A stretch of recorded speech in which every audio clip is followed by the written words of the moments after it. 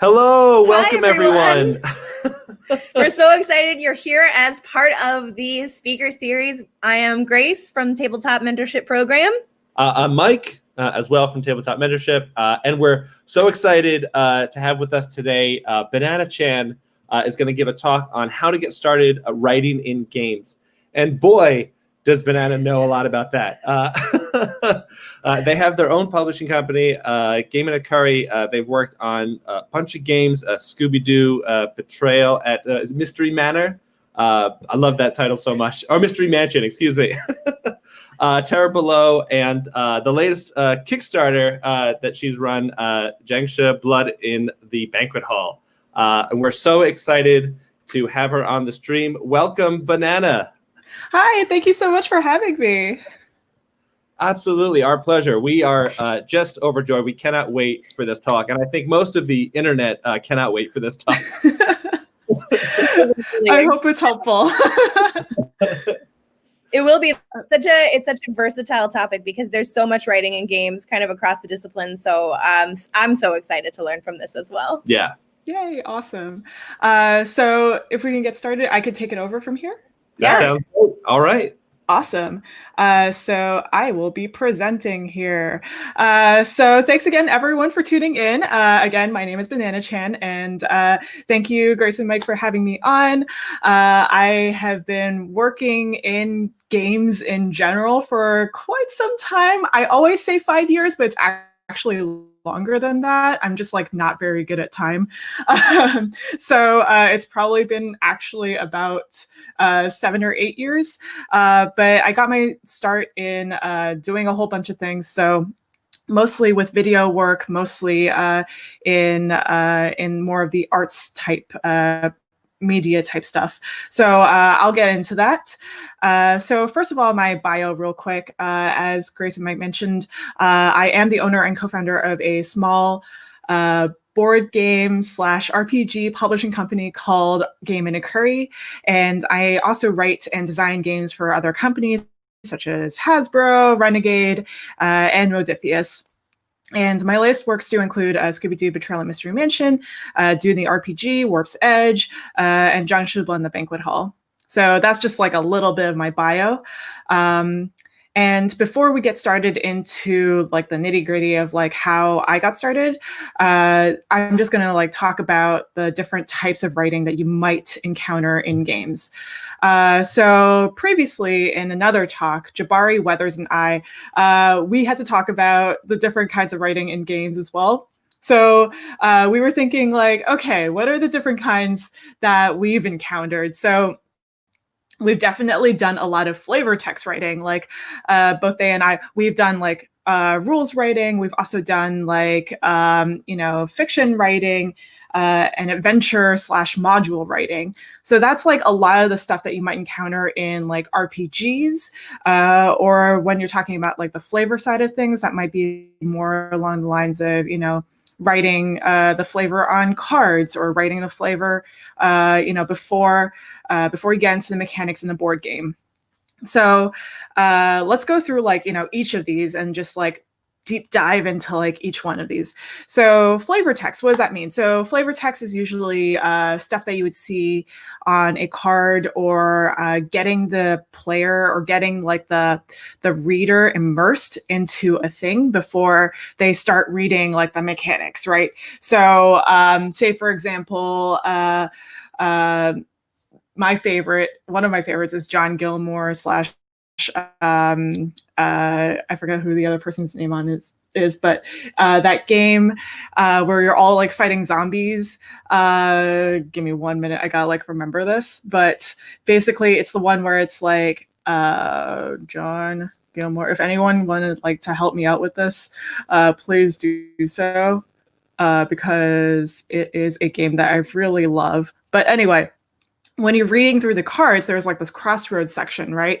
So it sort of immerses you. It sort of like deep dives, makes you more immersed into like the game itself when you're like going through your character's journey, going through like the different things that are happening in the scenario.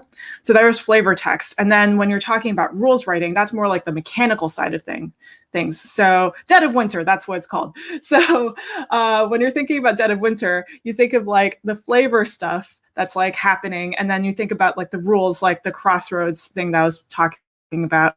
And also like, what's going to happen if I move my piece over here and what happens like afterwards, right? So that overlaps a lot with like game design in general and user testing and development. So these things like come hand in hand. The next thing we're going to talk about is fiction writing. So fiction writing is building worlds, building settings.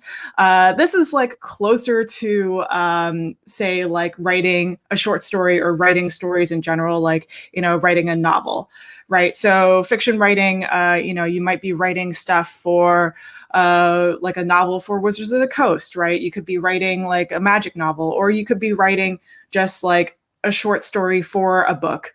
One of the examples I could give is Terror Below. I did a short story for that, but it doesn't have anything to do with like the mechanics. Maybe the mechanics influence like the story itself, but it doesn't actually overlap. That's more like along the lines of flavor text. The next thing I'm going to talk about is adventure/module writing. So adventure/module writing, that implements the rules and the mechanics a little more. So the mechanics sort of impact what you're going to be writing about. So this is something that's different for each game, right? So each game is going to have different mechanics. Each game is going to have like different settings, and so on and so forth.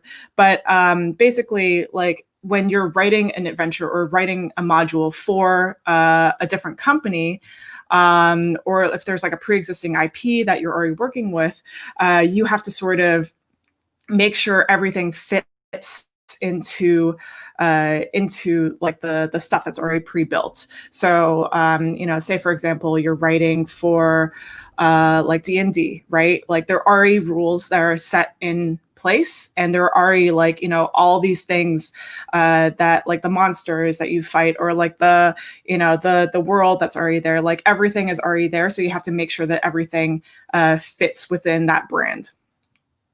Writing copy. So writing copy is more like advertising for the game. So this is like very different from everything else I've been talking about. This is not necessarily the same as the stuff inside the game. This is stuff that makes people get latched onto the idea. They're like hooks, right? They're like, what makes your game stand out from all the other games that are out in the market right now.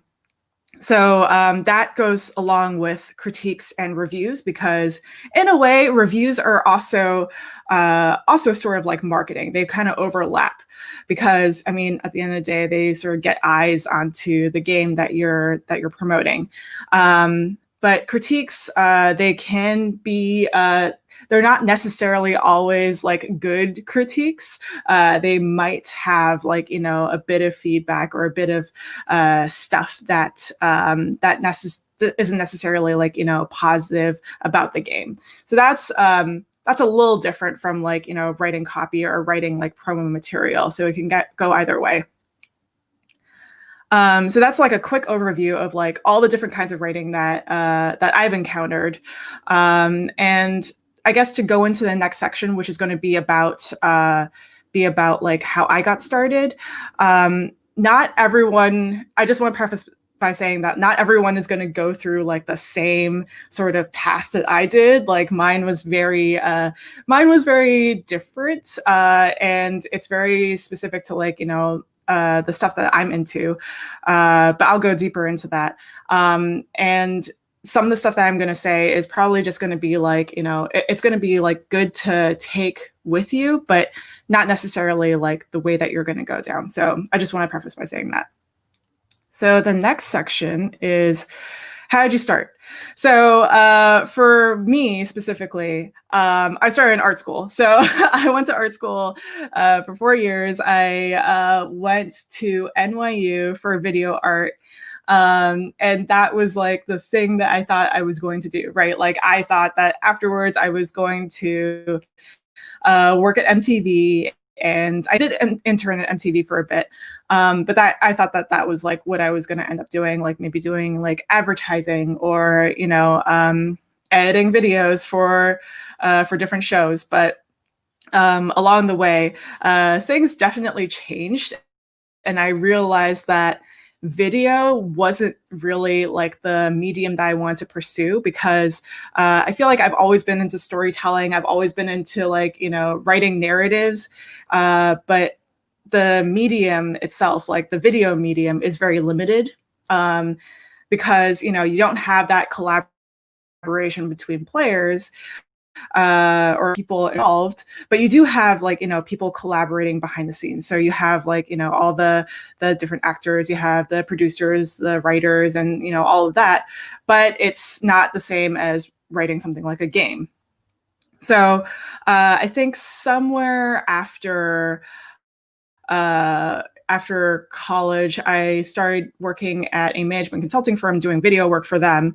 And somewhere there, I decided to pursue games as a thing when I started going to conventions. I was going to conventions like way, way earlier, but I didn't start getting serious about it when I started playing games like Monster Hearts. So indie tabletop games were a big changer for me. That like totally changed my perception of games and like how I viewed games in general. Because before then, I thought that TTRPGs were all D&D. Like that was the theme. Like everything was just high fantasy. But then when I played Monster Hearts by Avery Alder, when I played Juggernaut by Jason Morningstar, then I realized, oh wait, like games can be other things. Like it's not necessarily just about this, right? And I realized that the tabletop RPG format, or the RPG format in general, like LARPs, what have you, those are just mediums. They're not actually like, they don't take on a theme of their own, right? So when we're talking about D&D, like the medium is actually like the tabletop RPG setting that you're all playing in, or like the mechanics and everything. Like that's the medium, right? That's how you're telling the story. But when you're thinking about like the theme or like the subject matter, like that, or the genre, that's like high fantasy, right? So I didn't realize that until like much later. I had played D&D before, in high school, and I was just like, it's not really for me. But then it wasn't until that, and like I realized like, oh wow, this is really cool. And so one of my first games that I wrote was it was called The Other Place, and it was for the Golden Cobra Challenge. And the Golden Cobra Challenge is awesome because it is a great place to start if you want to just write a short game and see how it goes, right? So that was like the first game that I had officially written for a thing. And it was like published on a website for everyone to see. So The Other Place was a game about where you and 3 other players, it has to be 4 players, and you're all like, half of you are regular like people, and then the other half of you are like spirits behind a mirror. And so you have to like use touch to like go back and forth between reality and the mirror realm. And it was, because I went to art school, it was based off of Henry Darger's work. And it's got this like surreal, like weird vibe. And even like the color scheme is very, very Henry Darger-esque. And also at the time I started blogging. So I was blogging about board games mostly because my partner Herb and I, we were really into games, like board games specifically. And we were writing about them, going to restaurants, hence the name Game in a Curry. So we would go to restaurants, write about the game, write about the restaurant, and like just do a whole bunch of stuff like, with this blog. But the blog wasn't really anything, like it was more like a hobby than anything. Like I didn't think that I was just gonna like, do critiques of restaurants and games, and I wasn't gonna like, go anywhere too far with it. And at the same time, I was still doing video work for my company, my other company, the day job at the management consulting firm. And so with that, I wanted to like, implement my skill set with the games industry. So I started doing video work for other companies, other game companies. So I started doing video work for Ad Magic, Breaking Games, Bully Pulpit. And so it was just like, I have the skill set. Why not, use it in, in games. So I was shooting video, I was doing vlogs, I was doing all this other stuff in the thing that I love doing, which is games. And so in 2016, I published another game called They're Onto Me. Now, this one also won an award for Golden Cobra for Best Pervasive Game. But this was probably my first officially published game in a book. And it was published in an anthology called The Imposters by Ginger Goat Games. And it was with a whole bunch of other games.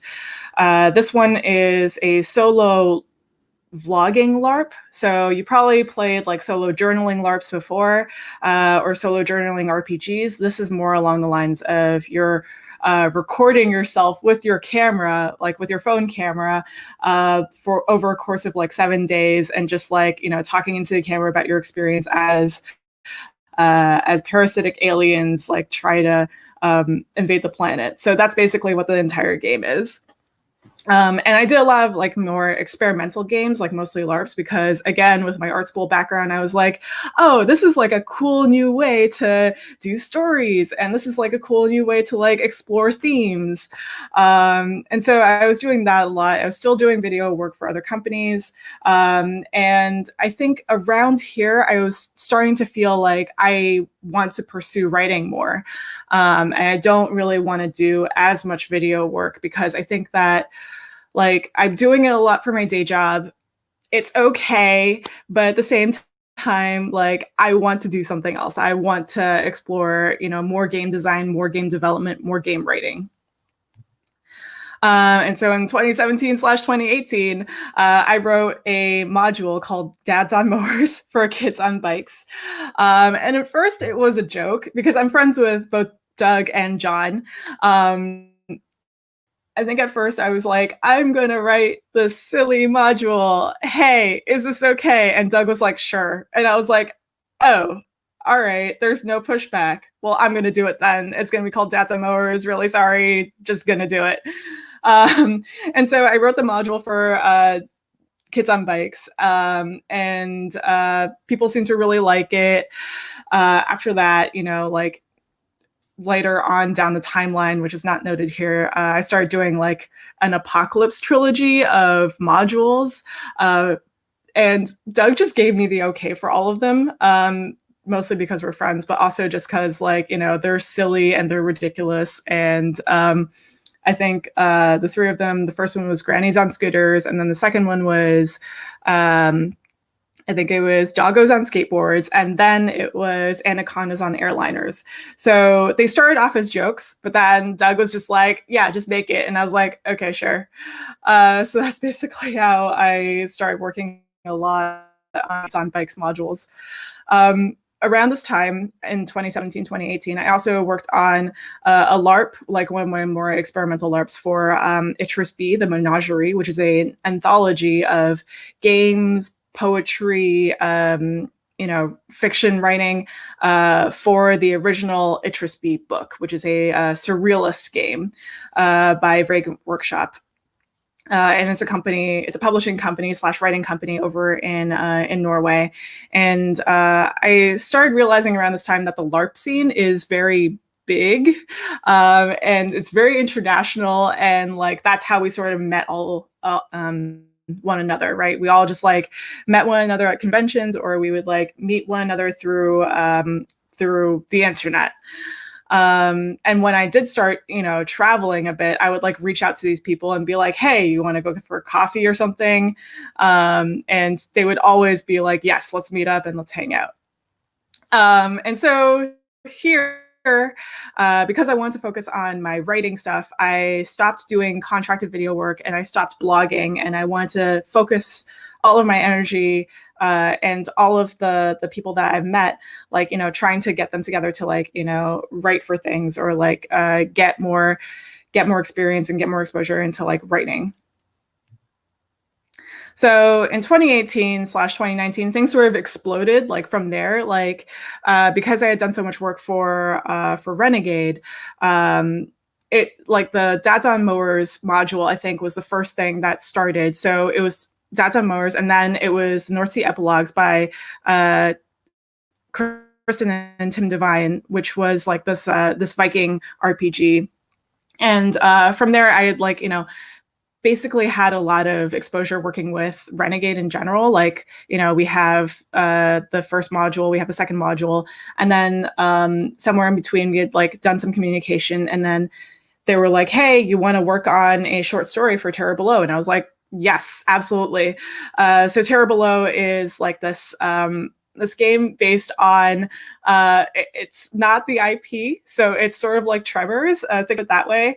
And when I started writing it, like I just watched a lot of Tremors, and I mean I had already been into like the theme, right? Like the sandworm slash maybe not sandworm, but like the huge worms that like try to destroy everything, like that sort of genre, like I was already into, and especially like the whole B movie theme, like I was really into this. So I wrote this, and then things started like ramping up in terms of jobs for like different companies, different IPs, that sort of thing. And I think around 2019, 2020, that's when like things really, really blew up. So I was friends with Brian Neff, and Brian Neff was like, "Hey, do you want to do something with me and Noah Cohen and Rob Davio?" And I was like,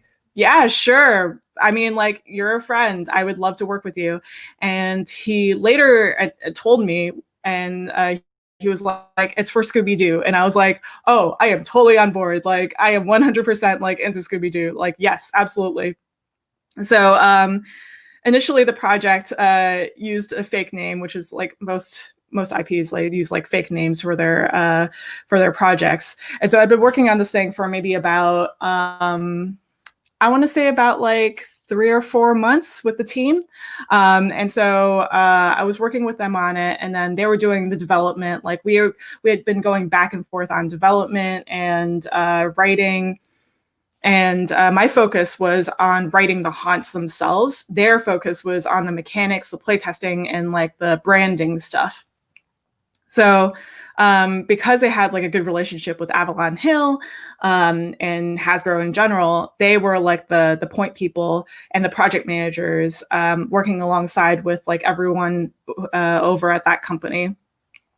So I was contracted on to write the haunts, and the haunts were basically a whole lot of watching Scooby-Doo, like rewatching all the old episodes, and then regurgitating them into like mechanics or something that's playable. And so we did that, and I think it was like fast forward a few months later, then we started announcing it, and then we started talking about it publicly. So when working with like larger companies, it is a little frustrating because you're just like, "Oh, I really want to tell everyone about this cool project that I'm working on, but I wrote like, I signed an NDA, so I can't like talk about it." But like, it's really cool because you also get to work on this thing. But like, fast forward like 5 or 6 months, then they'll start to announce the thing. And right now, some of the work that I have been working on during 2019 and 2020, I just had a Kickstarter on, I think it was like in June or July, but it was for Zhuangshi Blend the Banquet Hall with Sanfeng Lim.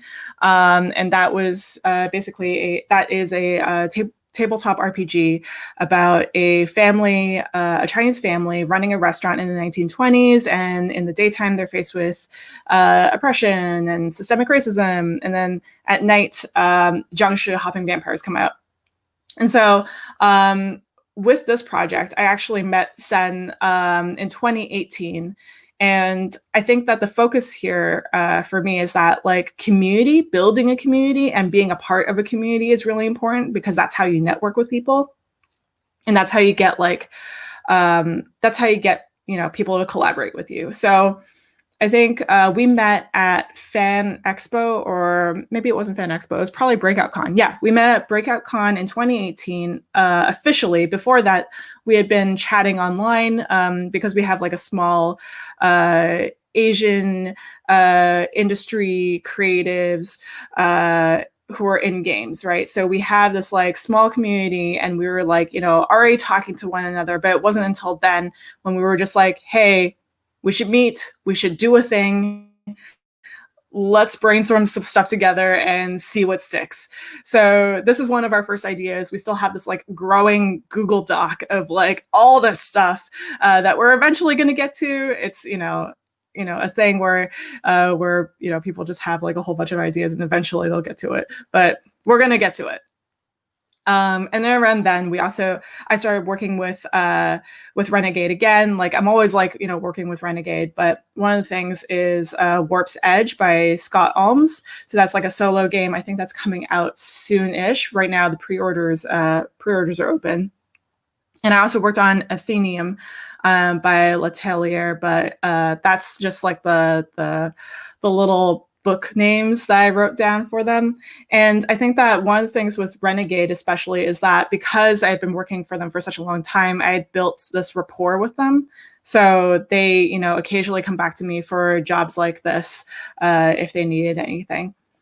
For Sea of Legends with Guildhall Studios. So Sea of Legends is a game where you're pirates, and it uses an app for the narrative side of things, but also has like a board game side of things where it's like the mechanics are all there, but then when you land on specific spots or when specific things happen through the app, then it triggers like a story where you would have to like go to different islands to complete tasks and things like that. So I wrote the narrative for some of the stories for Sea of Legends, and I think for that job I'd been friends with Ryan previously, or we had been sort of friendly on the internet. Like we had followed each other on Twitter. We had been like, we have similar circles of friends. And so that's when he was like, hey, I should reach out to this person and we should start working together. Dune, the RPG from Modiphius, is actually a little different for how I got that job, mostly because that was through a convention. So I want to stress here that like not all of your jobs have to be from conventions. Like I know that some people say that, you always have to go to a convention to network, to meet people, to do all that. But I don't think that's always necessarily the case, especially right now because of COVID. Like I don't think that you always have to go to a convention to like meet people. Like I think that most of my jobs that I've gotten were always from networking on the internet or like meeting friends of friends or like getting introduced to other people by trusted friends. So Dune, I would say, was like the one outlier where I met Chris Birch, the CEO of Modiphius, at a convention, and we started talking, and I was like, oh, I'm really interested in all the Fallout stuff that you're doing right now. Let's catch up eventually. So I messaged Chris, and then he forwarded me over to some people in the back end, and we started discussing about the Dune RPG. So that's sort of like a little different from the other things I worked on. Same with like Cobwebs from World Champ Games Co. So that I had met Adam, who owns World Champ, at a convention, and I didn't know that he was actually friends with this other friend who owns Green Couch Games. So that was like also sort of like a weird networking thing where we had to meet in person in order for us to all meet. But I feel like eventually I would have crossed paths with Adam on the internet. And with Questlings, the RPG that's being co-created with Lemon Games right now, that's on Kickstarter right now. That's Dan and I co-publishing together, and we're working on it with we're working on the RPG together with Tim Devine. So bring Tim back into the loop with games. So that's basically everything that's happened up to now. So I'm going to talk quickly about like what has worked and what hasn't. And I'm going to talk a little bit about like the pain points that I've encountered and like the pitfalls. So I would say that like what's really worked for me is networking in general on the internet, or like, you know, being a part of this community, right? Like, I think that because I have because I'm a part of like the Asian game creators group, I was able to like meet a whole lot of people that way. And it's not just, you know, RPG people, it's also like board game people, or, you know, video game people. Like there's a small community of people that like, you know, they all try to like co-create with one another. And so I think that finding your group is really important, because that really builds you out, right? So it's sort of like finding that that group of people that you could stick with, and they can definitely like, you know, refer you to others, or they could recommend others to work with you.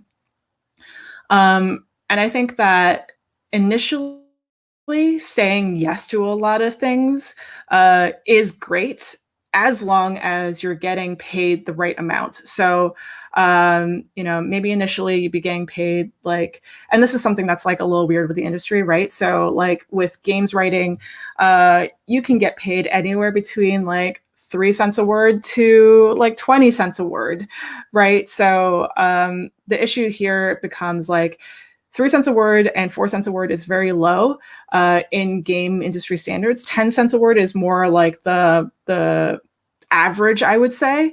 And I think pushing for jobs that give you 10 cents a word is like great once you've had like a few things under your belt. So if you wanted to get like, you know, more jobs or like maybe more opportunities, I would say start with submitting games to challenges. So like the Golden Cobra challenge was great for me, because once I'd submitted some stuff, once I, you know, like saw that there was like a return in what I was submitting, then people were like reaching out to me being like, hey, can I publish your thing? Can I like, you know, ask you for more work?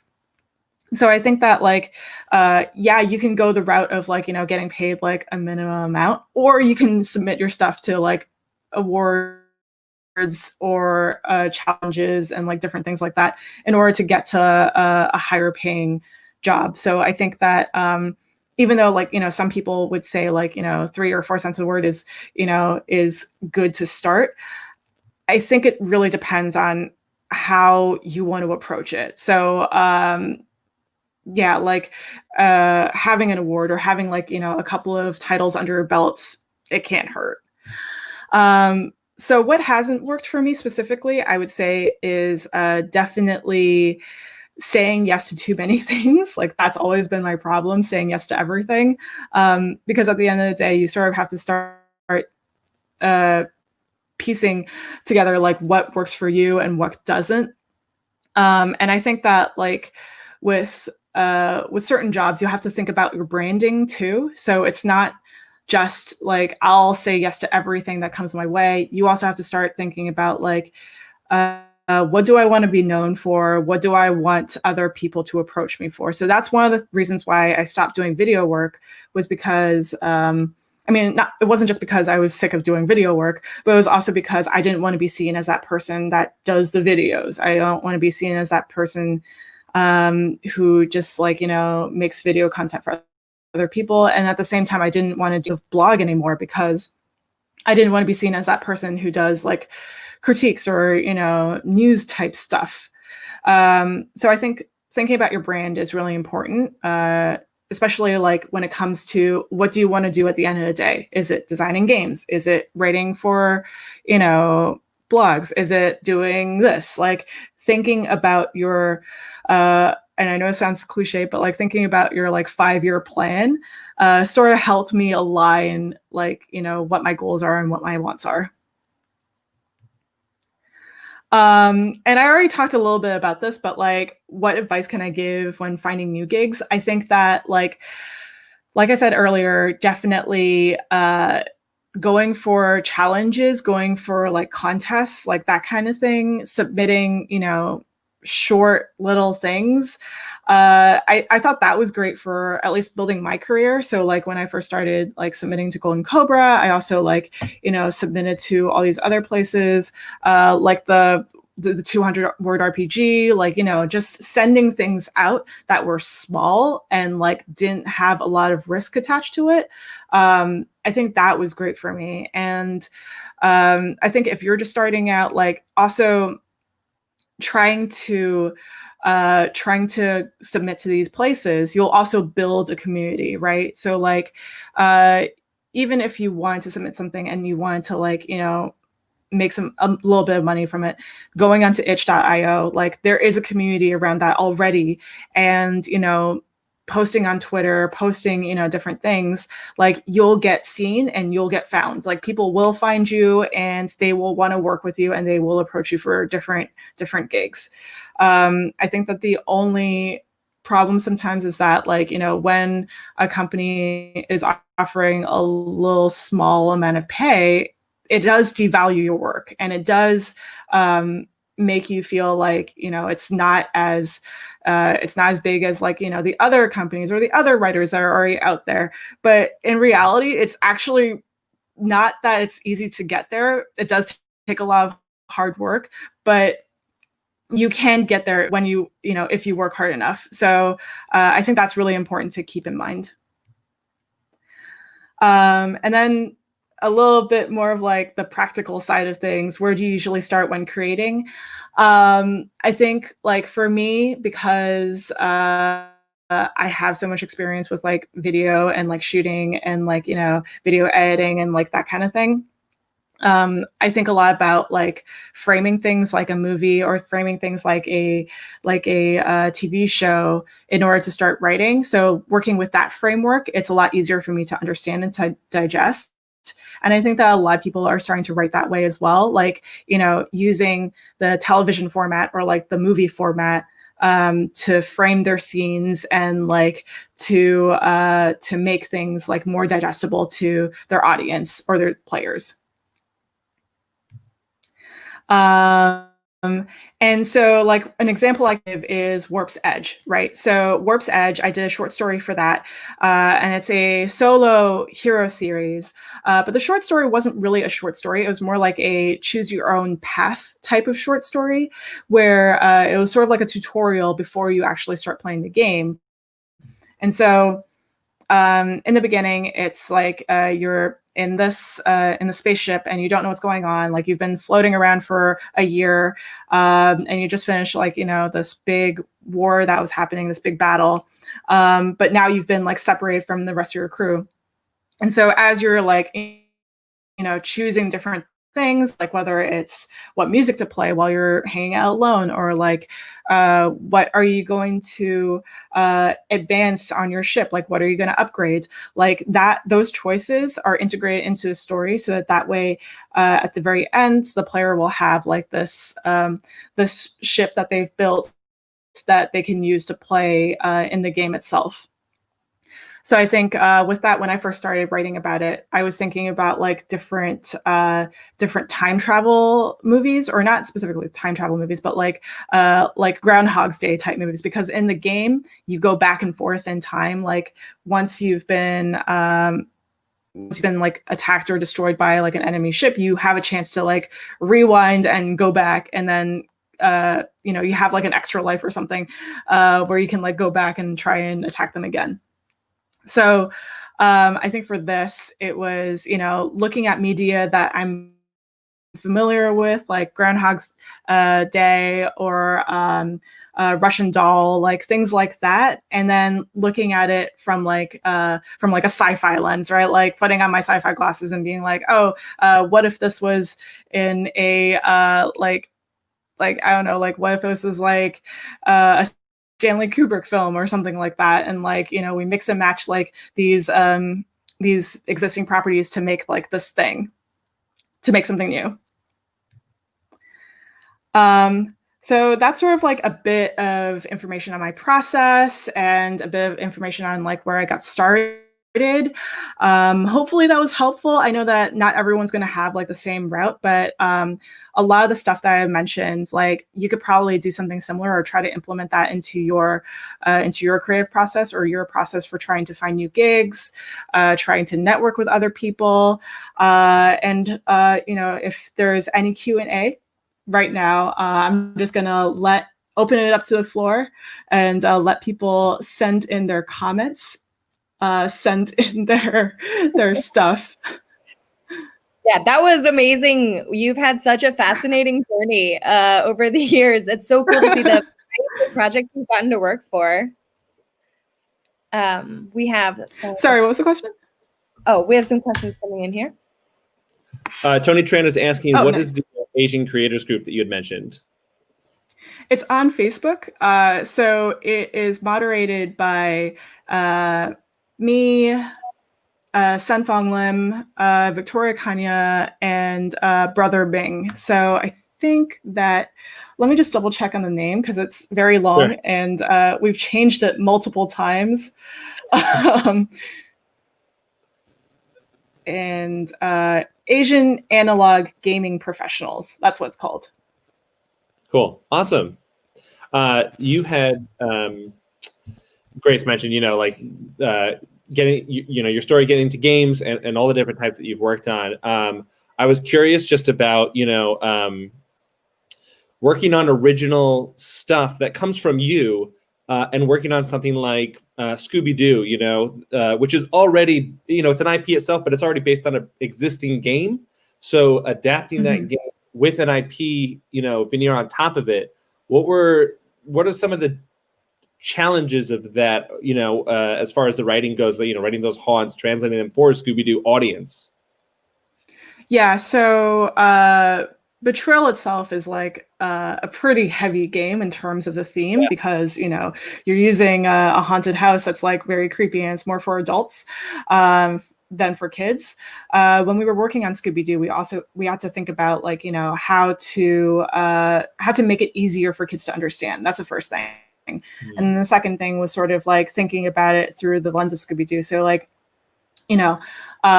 nobody actually gets killed in the game. Nobody, people just like get taken away or they're like, lost or something like that.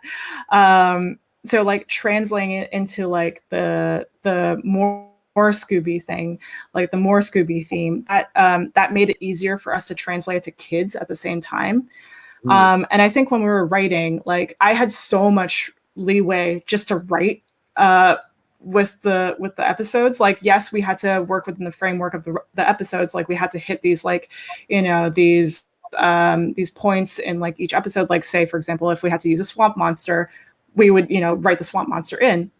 But in terms of like writing jokes or like writing like, silly things, there was so much leeway for me to just be like, okay, I want to insert this joke in here.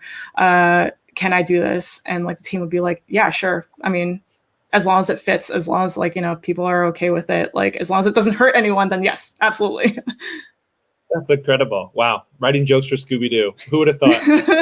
Yeah. We have a question here. We have a pile of questions, actually. Questions. So wow. off. I'll just throw the questions up so you'll be able to read them off the screen.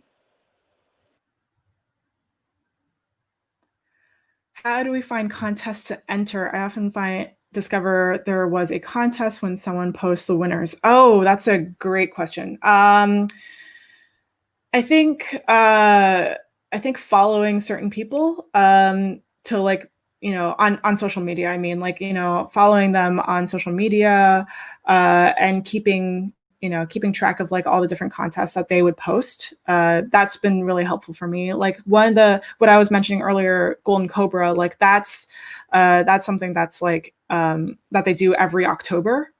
So usually it's like a yearly thing, right? So look out for these contests that do yearly stuff. So there's Golden Cobra, there's 200 Word RPG, there's and for board games, there's I believe there's like Unpub, there's like, the Cardboard Edison Challenge. There are all these like different different groups of people and different companies that do these contests and do these challenges. So I would say like follow the companies and the people that release these things on Twitter, and they would usually like spam post a lot. They would just be like posting a lot about the contests or challenges until you have to mute them. So myself included, I do it a lot. The next question we have here is, have you ever had any luck with approaching companies cold, like submitting writing samples, or has it largely been through contacts?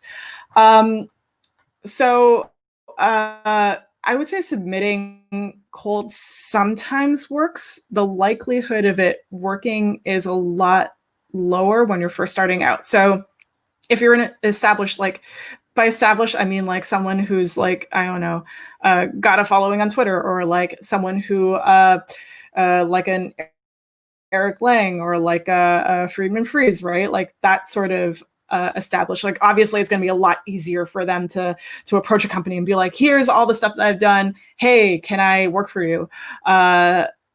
Versus like a starting, like a writer who's just starting out, or like a game designer who's just starting out. I think that sometimes when you think about it like this way, like with companies, they're looking for people with a large following, because not only are they able to get someone who's reliable to design the game or write for the game, they're also looking for someone who can promote the game, like on social media. So it's optional, but usually when people are starting out, I would say like just go ahead and find the people who are working on specific projects that you like, follow them on Twitter, and try to, see who else is following them, try to network with them, because I think that that's a lot easier than just going to these companies and approaching them directly. I hope that helps.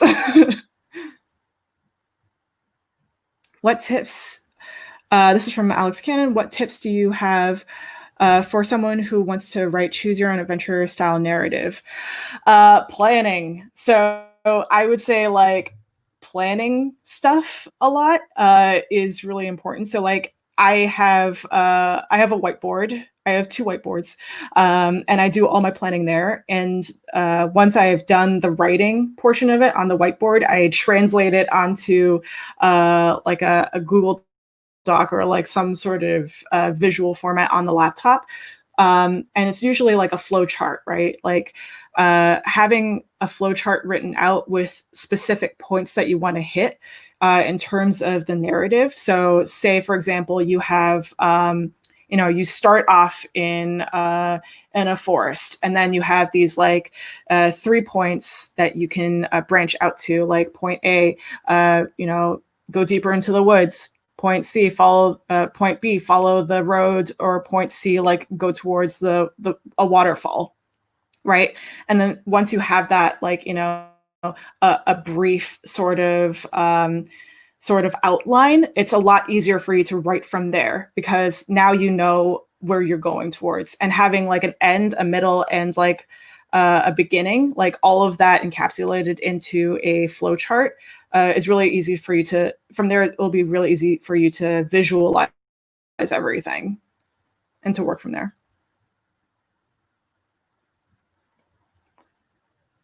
From Tanner Simmons, thank you so much for sharing. It was great. Thank you. Have you found the transition from originally writing for RPGs, then writing short stories for board games difficult? Do you prefer one or the other?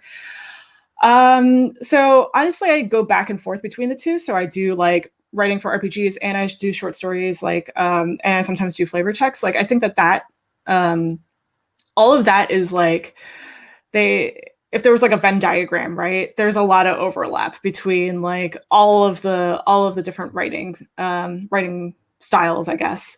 I think that in terms of like also trying to get like the companies that you work with, like, to notice you, like, the overlap is also there. So for example, when I was starting to write RPG stuff for Renegade, right? Like, they also do board games. hey, that's great. Like, there is that overlap between like, board games and RPGs. And then from there, like, other people, when they realize that, oh, you can do that with board games, why not work on my board game? Or why not work on, my RPG? So I think that, yes, there are differences in writing the different styles, but at the end of the day, like, trying to organize everything out, like, that's more important than like the style, or like the way that's written out. At least for me, like, as long as I have an outline of like what I'm doing, it makes things a lot easier for me to break it down.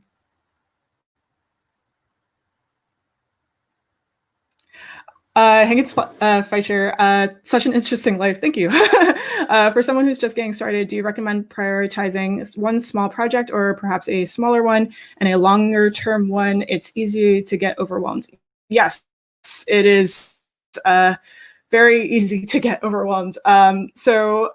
I would say, like, if you're just starting out, like, focus on a small project, just like one small project, give yourself a deadline. I don't know how many people here like work agile, but at my old company, like when I used to have my day job, we would like have this emphasis on like working agile. Like, that was like our thing, because they always, that's like corporate, right? Like, corporate world loves agile working.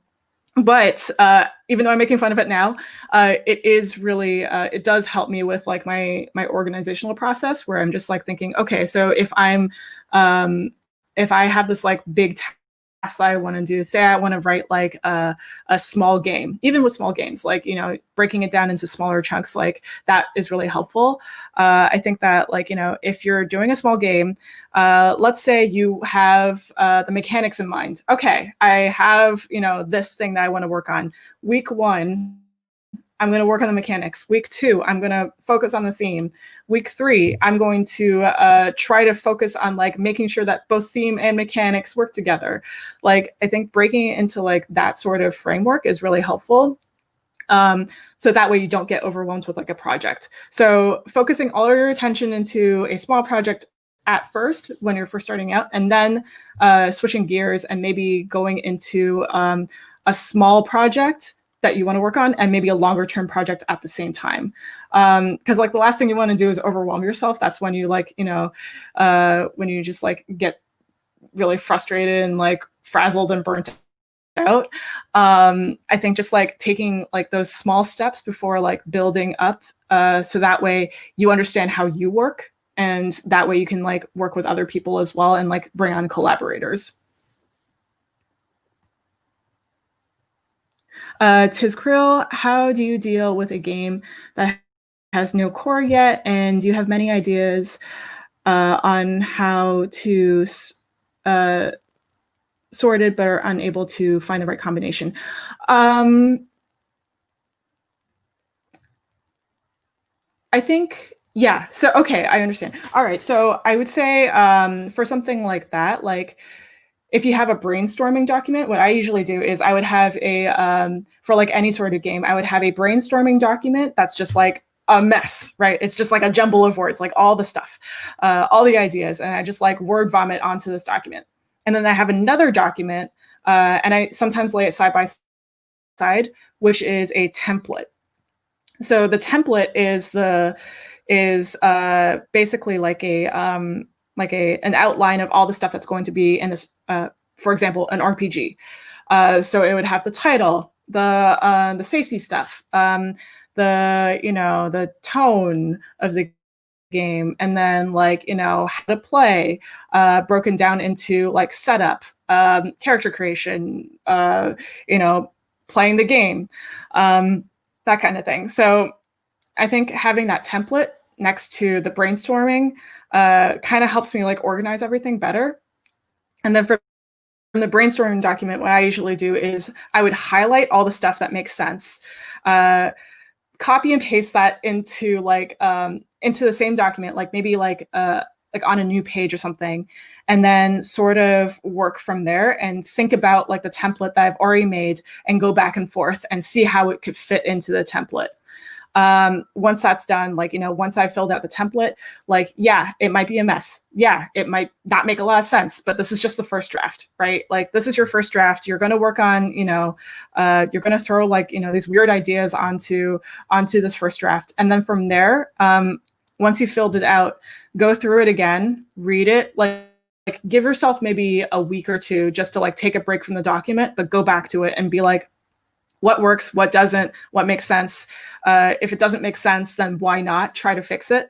And then, try to solo play test. So I think that solo play testing is really important because that's, where you figure out like all the different pain points and pitfalls before you move on to showing it to other people. Because other people, when they look at it, they're just going to go ahead and be like, oh, this is not working for me. That's not working for me.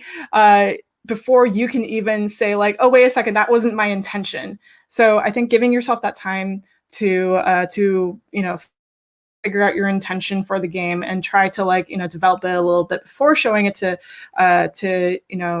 new people, that really, really helps.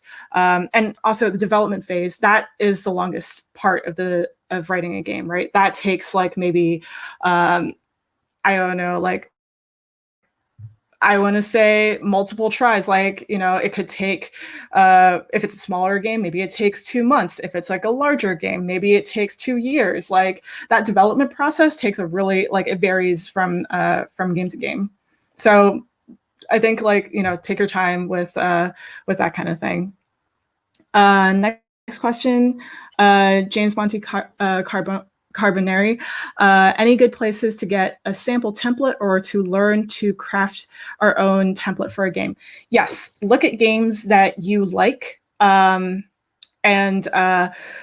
sort of lay it out the same way. So what I mean by that is, say, for example, you see like, let's not use D&D as an example, but let's say you see like a PBTA game, let's say Apocalypse World, right? So you see like they have everything laid out pretty properly. So like if you would do it,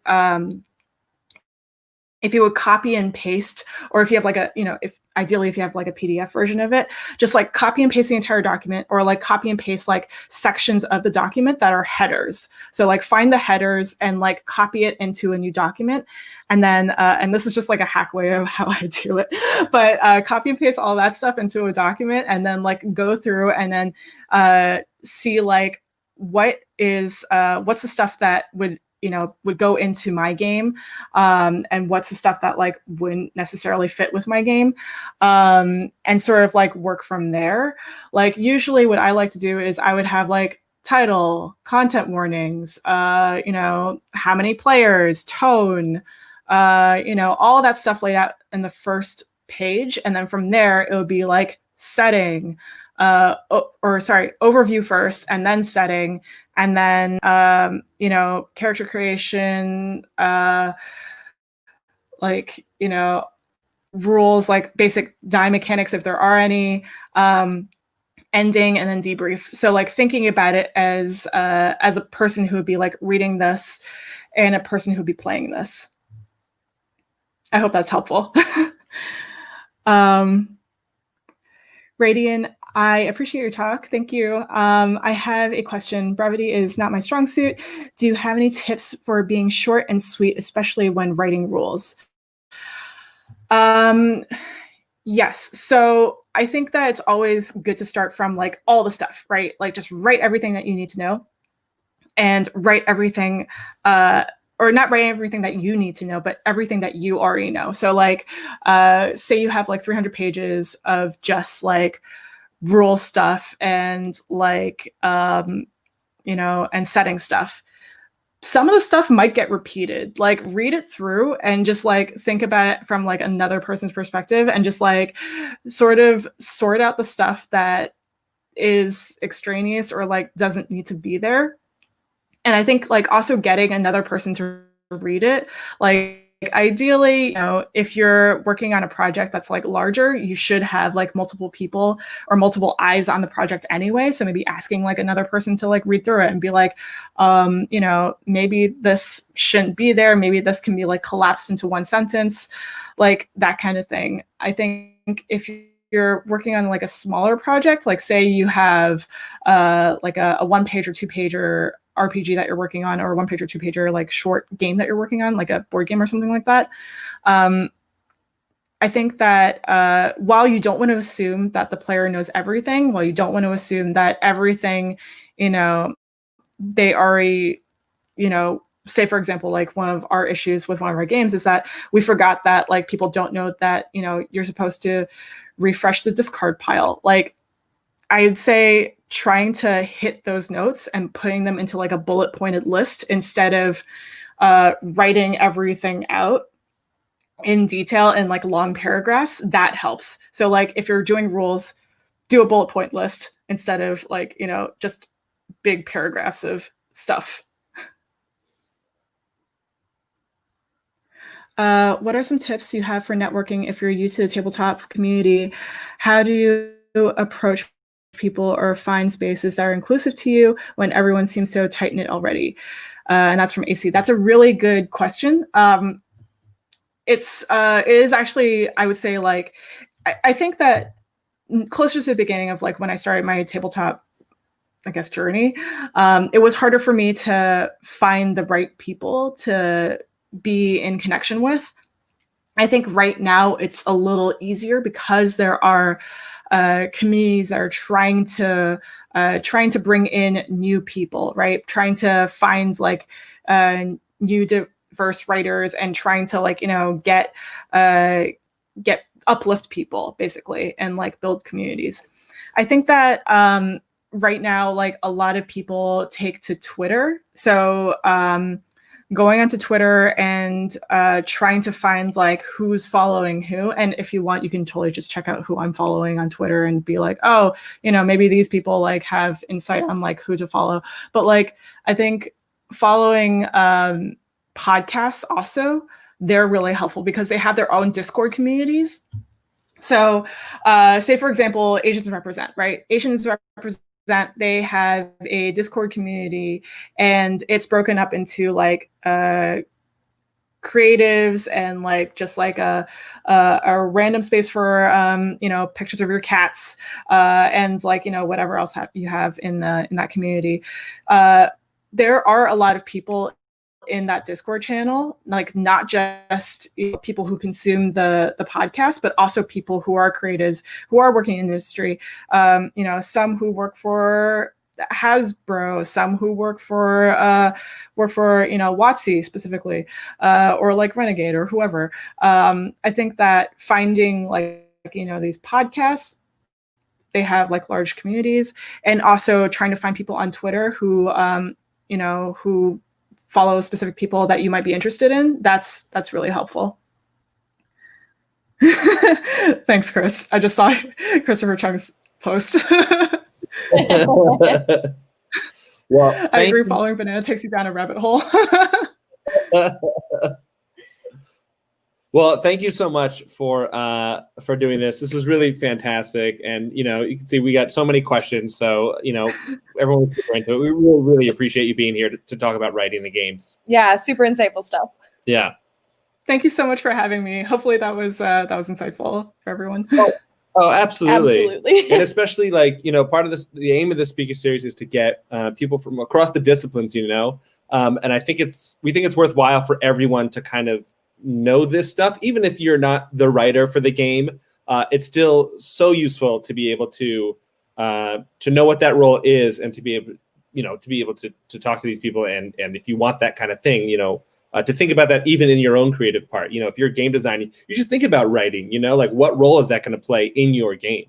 Yeah, and at some point you're going to get stuck doing it, whether you expect to or not. Oh, I have to put these rules together, or I have to put this marketing plan together. It's all coming. So yeah. Awesome. Yeah, stuff. It's a lot of work. Sounds like it. So where can people find you on the internets? Yeah, so people can find me on Twitter. I'm like almost always on Twitter, and my Instagram's a little quiet these days, but I am at Banana Chan Games on both Twitter and Instagram, and you can find my company, Game and a Curry, at Game and a Curry on both Twitter and Facebook, and sometimes Instagram as well. Yes. Fantastic. We'll be sure to put those links in the chat. Yeah. So if people want to follow them, we can do that in a minute here. We also want to let people know that we have more videos coming in this speaker series. So we alternate weeks between live talks and archive talks because we partner with New Voices in Gaming and the Tabletop Network. So next week we are releasing from the Tabletop Network Vault, Being a Professional Game Designer by Rob Davio. So you should be excited for that. That's a name we heard earlier today. So that will be released next Sunday. And it's already a recorded talk, so you can watch it at your leisure whenever you feel comfortable. And then the week after that, we're going to do another live talk like this with a Q&A at the end. And we're really excited because it's about graphic design. And we are going to have Bridget and Delicato come and talk. Right now we are over the card, but it'll show up eventually. It'll show up at the end. Yeah, for sure. Yes. So we'll put that card up at the very end, but we're really looking forward to that one as well. Yeah. And we'll put a link to the full list of speakers in the chat because over the course of this series, what we're trying to do for this first one is kind of walk you through all the steps that we can in 3 months of a game design journey, from the beginning of ideas and putting them together all the way to the production, pitching, publishing, and reviewing end of things. So we're really excited for all of that. Thank you all for tuning in and for your amazing questions, and Banana for all of your amazing insight. Yes, thank you so much. This was great. Thank you, everyone, for having me. All right. Have a wonderful day, everyone. Bye. Bye.